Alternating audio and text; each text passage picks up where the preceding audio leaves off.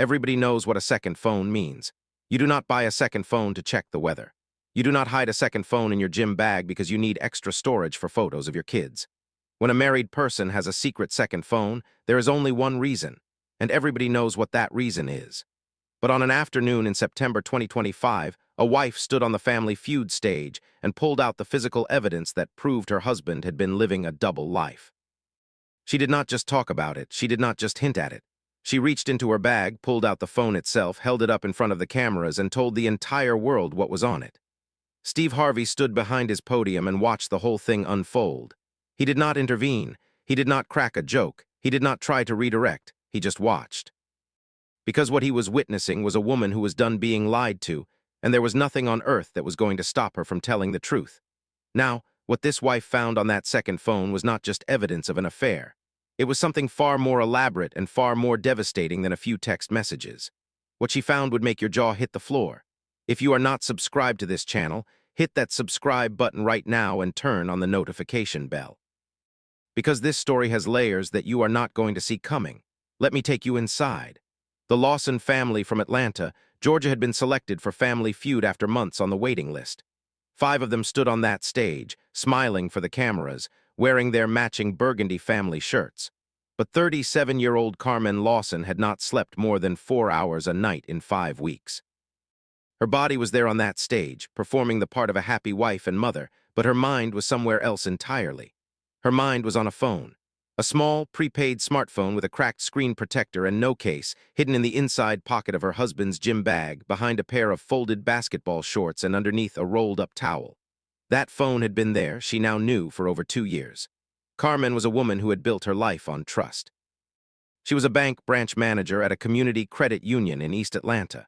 She had worked in banking for 13 years, climbing from teller to loan officer to assistant manager to her current role overseeing a branch with $48 million in deposits and a staff of 9. Her job was built entirely on the concept of trust. People trusted her with their money. Businesses trusted her with their payroll. Families trusted her with their mortgages and their savings and their children's college funds. Carmen's professional identity was precision, transparency, and accountability. Every dollar had to be accounted for. Every transaction had to be documented. Every discrepancy had to be resolved. She applied those same principles to her personal life. She kept a household budget that was updated weekly. She maintained organized files for every family document. She was the kind of person who believed that order and honesty were the twin pillars that held everything up. Her husband, 39-year-old Darnell Lawson, operated differently. Darnell was a real estate agent who specialized in commercial properties. He was good at his job, very good. He had closed over $6 million in transactions in the previous year alone. He was charming, persuasive, and skilled at reading people, qualities that served him well in sales and, as it turned out, in deception. Darnell was also the kind of man who maintained a carefully curated image. He drove a leased Lexus. He wore custom suits to open houses. He posted family photos on social media with captions about being blessed and grateful. The image was flawless. The reality was something else entirely. 5 weeks before the taping, Carmen had found the phone. It was a Sunday morning. Darnell was in the shower. Their 7-year-old son had asked to play a game on Daddy's phone. Carmen had gone to Darnell's gym bag looking for his regular phone, the one the family knew about, the one with the matching case their daughter had picked out at the mall. Instead, she found 2 phones, one she recognized, one she did not. Carmen had not opened the second phone immediately. She had stood in their bedroom holding it, her banker's mind running calculations. Why would someone have a hidden phone? What purpose did it serve? What would she find? She put the phone back. She did not mention it. She waited until Monday when Darnell left for work, then retrieved it from the gym bag. The phone had no passcode. That detail was telling. Darnell's regular phone was locked with facial recognition and a 6-digit code. The second phone was wide open because he never expected anyone to find it. What Carmen found on that phone was not a handful of flirtatious text messages. It was an infrastructure, an entire parallel operation that Darnell had built and maintained for over 2 years. There were 3 separate text conversations with 3 different women, each with its own pattern and its own frequency. One was a woman named Tiffany, whom he had been seeing for 2 years. Another was a woman named Keisha, whom he had been seeing for approximately 8 months. The third was a woman named Britt, whom he had been texting for 3 months, with conversations that were escalating toward an in-person meeting. Beyond the messages, there were dating app profiles on two platforms, both active, both listing Darnell as single. There was a separate email account used exclusively for communication with these women. There were hotel booking confirmations. There were restaurant receipts saved as screenshots. There was a note in the phone's memo app titled Schedule that tracked which woman he was seeing on which evening, cross-referenced with the lies he had told Carmen about where he would be. It was a spreadsheet of betrayal. Carmen had spent 5 weeks studying that phone. She did not confront Darnell. She did not cry in front of him. She did not change her behavior in any way that would alert him. She went to work every day. She managed her branch. She kissed her children goodnight. She slept beside the man who had been lying to her for 2 years, and she documented everything. She screenshotted every conversation. She photographed every receipt. She exported the dating profiles. She saved the schedule memo, and she put the phone back in the gym bag every morning in the exact same position behind the shorts and under the towel. Darnell never noticed. Because Darnell did not think his wife was capable of the kind of cold, methodical precision that Carmen applied to everything she did. He was wrong. Their 3 children completed the family on stage. There was Jaden, 14, the oldest, a high school freshman who played trumpet and who had begun noticing that his father's evening absences were more frequent than his work seemed to require. Then there was Destiny, 10, a 4th grader who was the family's creative spirit and who had once asked Carmen why Daddy's gym bag buzzed sometimes when he was not home. That question, asked innocently over breakfast, had been one of the hardest moments of Carmen's 5 weeks of silence. And the youngest was Elijah, 7, the one who had asked to play a game on Daddy's phone that Sunday morning and who had unknowingly set the entire chain of events into motion. The game began with the Lawson family facing the Barnes family from Charlotte. The first 2 rounds went smoothly. Carmen played well, her composure remarkable given what she was carrying. Darnell was his usual magnetic self, charming Steve Harvey and entertaining the audience. The children were thriving under the studio lights. Everything looked normal. Everything looked perfect. And then the 3rd round question arrived. Steve read from his card. Name something you might find on your spouse's phone that would make you suspicious. The audience laughed. It was a classic Family Feud question, the kind that usually gets answers like texts from an ex deleted messages or hidden apps. Carmen was at the podium for the face-off. She hit the buzzer. Steve turned to her with his trademark grin. All right, Carmen, name something you might find on your spouse's phone that would make you suspicious. Carmen did not look at the board. She did not look at Steve. She looked directly at Darnell. Then she reached into her bag, which was sitting on the floor beside the podium, and pulled out a phone. Not her phone, not Darnell's known phone, the second phone. The cracked screen, no case, prepaid smartphone that had been living in a gym bag for 2 years. She held it up, screen facing the audience, and said, "You would not find anything on my spouse's phone. You would find everything on his second phone, this one, the one he has been hiding in his gym bag for 2 years." The studio detonated. There is no other word for the reaction. It was not a gasp. It was not a murmur. It was an explosion of sound, shock, and collective disbelief that seemed to physically push the air out of the room. 200 people reacting simultaneously to the sight of a woman holding up physical evidence of her husband's deception on a game show stage. Steve Harvey's eyes went wide. His hand came up to his face. His body took an involuntary step backward. He looked at the phone, then at Carmen, then at Darnell, and his expression settled into something that was pure, unfiltered shock. Darnell's face went through a transformation that the cameras captured in excruciating detail. First, confusion, his brow furrowing as he tried to understand what Carmen was holding. Then recognition, his eyes widening as the shape of the phone, the cracked screen protector, registered. Then panic, his entire face draining of color, his mouth opening, his hand reaching out instinctively as if he could grab the phone from across the stage. And finally, the collapse. His shoulders dropped. His hand fell, his head bowed. The charming real estate agent who could sell anyone anything had just been caught with the unsellable truth in his wife's hand. "Carmen," his voice was a rasp. "Where did you get that?" Carmen's composure was extraordinary. She did not yell, she did not shake. She stood at the podium holding the phone the way a prosecutor holds evidence in a courtroom, which was exactly what she was doing. "I found it 5 weeks ago, in your gym bag, behind the basketball shorts, under the towel. No passcode, Darnell, you did not even bother to lock it." Steve Harvey had not moved. He was standing behind his podium, one hand resting on the surface, watching what was unfolding with the focused stillness of a man who understood that this moment did not need a host. It needed a witness, and Steve was witnessing. Carmen continued. Her voice carried across the silent studio with the clarity of someone who had rehearsed this not for performance but for precision. 3 women, Darnell, 3. Tiffany for 2 years, Keisha for 8 months, Britt for 3 months. 2 active dating profiles listing you as single. A separate email account. Hotel confirmations, restaurant receipts. And a memo in the Notes app titled Schedule where you tracked which woman you were seeing on which night and what lie you told me about where you were. Each detail landed like a separate detonation.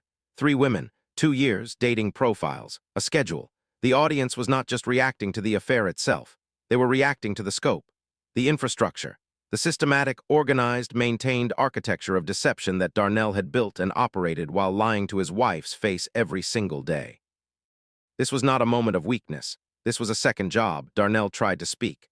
Carmen, I can explain. Please, can we talk about this privately? Carmen shook her head.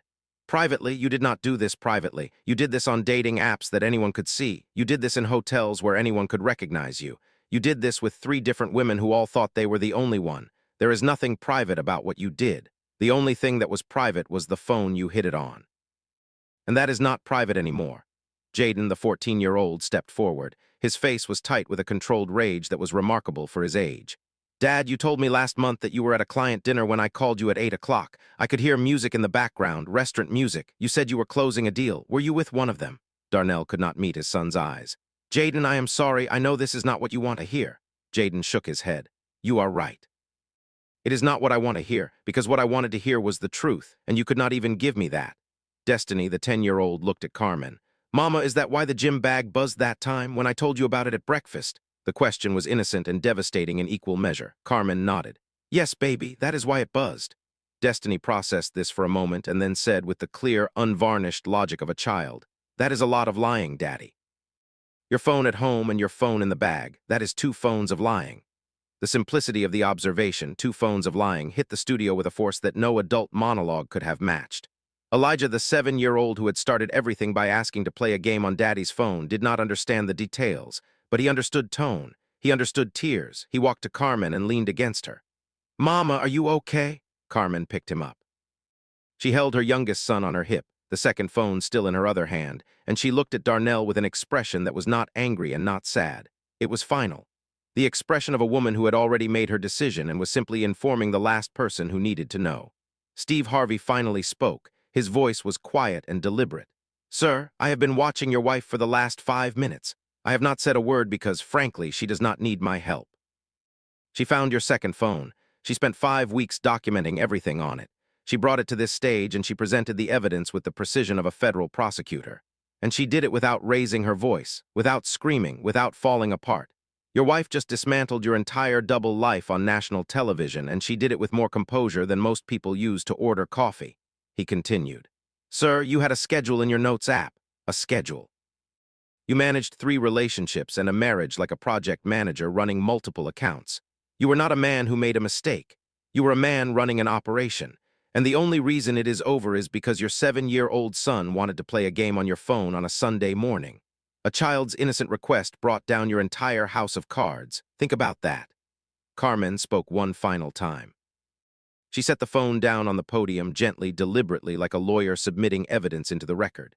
Darnell, I spent 13 years in banking. I audit accounts for a living. I track discrepancies. I find what does not add up. You married the wrong woman to try this on. She paused. The line hung in the air. I have already met with a divorce attorney. I have already separated our finances. I have already documented everything that is on this phone and filed it with my lawyer. You thought you had 2 lives. You have 0, because both of them are over now. The standing ovation shook the studio. People were on their feet for nearly 2 minutes. The sound was massive and sustained. Steve Harvey stood at his podium, shaking his head slowly, an expression of pure admiration on his face. The Barnes family across the stage applauded. Production crew members who had filmed thousands of episodes were visibly emotional. What they had witnessed was not a breakdown.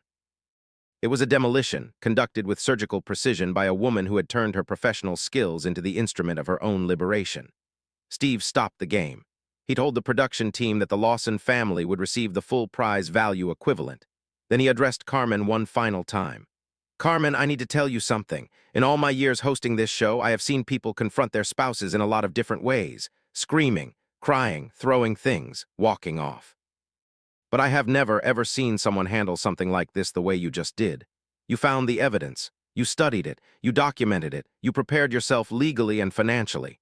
And then you stood on this stage and presented the case like a professional. You did not lose control. You took control.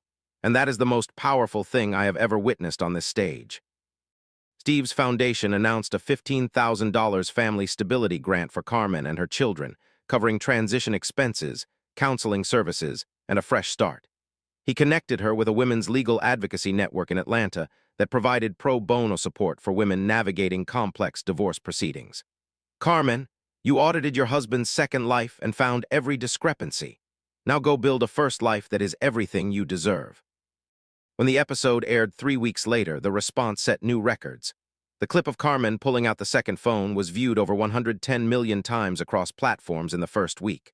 The moment was played and replayed and analyzed frame by frame. Reaction videos flooded the internet. Carmen's line, "You married the wrong woman to try this on," became one of the most quoted statements of the entire year. It was printed on merchandise. It was quoted in articles about betrayal and resilience. It was shared by women around the world who recognized in Carmen the kind of strength they aspired to in their own lives. Destiny's observation, "That is 2 phones of lying," became iconic in its own right. The phrase was adopted as shorthand for the scope and deliberateness of deception. Child psychologists cited it in discussions about how children perceive and process parental dishonesty. The pure, unfiltered logic of a 10-year-old had captured the essence of Darnell's betrayal more effectively than any adult analysis. The hashtag 2phonesoflying trended globally for 8 days. People used it to share their own experiences of discovering hidden devices, secret accounts, and parallel lives. Technology experts appeared on news programs discussing the prevalence of second phones in infidelity cases and the digital forensics that spouses were increasingly using to uncover them. The episode had surfaced a phenomenon that was widespread but rarely discussed publicly, and the conversation it generated was enormous. Carmen filed for divorce the week after the taping. The proceedings were streamlined by her 5 weeks of documentation. Her attorney later described the evidence package as the most organized file he had ever received from a client. The divorce was finalized within 5 months. Carmen retained primary custody of all 3 children. The financial settlement reflected the full scope of Darnell's deception, including the money he had spent on hotels, dinners, and dates that Carmen had meticulously tracked through the receipts saved on the second phone. Darnell's professional life imploded alongside his personal one. Several of his real estate clients, having seen the episode, chose to take their business elsewhere. His broker placed him on probation. The carefully curated image that Darnell had maintained on social media, the family photos, the blessed and grateful captions, was exposed as a facade, and the professional relationships that had been built on that image eroded rapidly. The man who had managed 3 affairs with the efficiency of a business operation discovered that deception, once exposed, destroys credibility in every direction. Carmen thrived.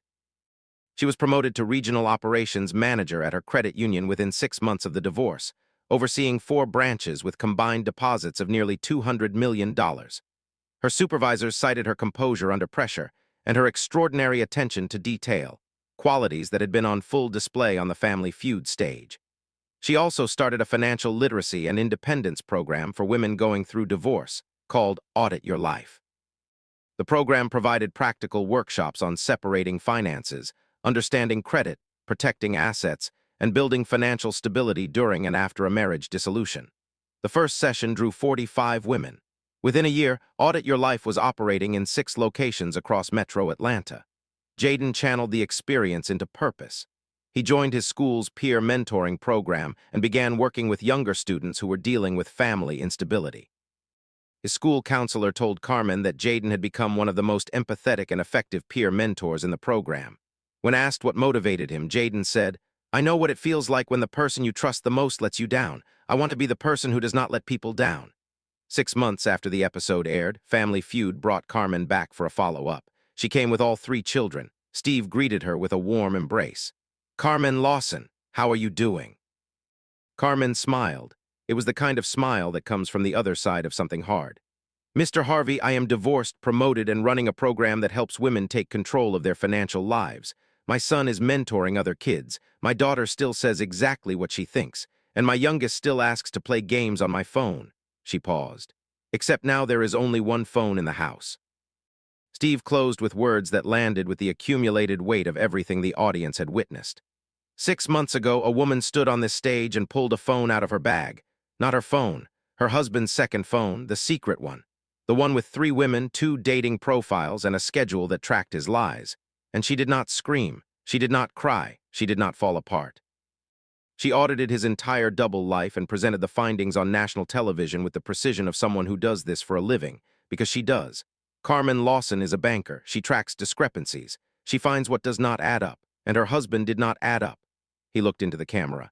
If you are living a double life, if you are hiding a phone, an account, a relationship, anything, understand this. The truth has a way of coming out. It always does. Sometimes it comes out in a conversation. Sometimes it comes out in a courtroom. And sometimes it comes out on the Family Feud stage because your 7-year-old wanted to play a game. However it comes out, it comes out. And when it does, the only thing that matters is who you were while you were hiding it. Carmen was honest. She was strong. She was prepared. Be more like Carmen. If this story left you speechless, I need you to do something right now. Hit that like button. Subscribe to this channel. Turn on the notification bell. And share this video with every person who has ever discovered a lie and chosen to meet it with the truth. Share it with everyone who has been deceived and refused to be destroyed by it. Share it and remind them what Carmen showed the world. The person who hides the truth is never as strong as the person who finds it. Never. I will see you in the next one.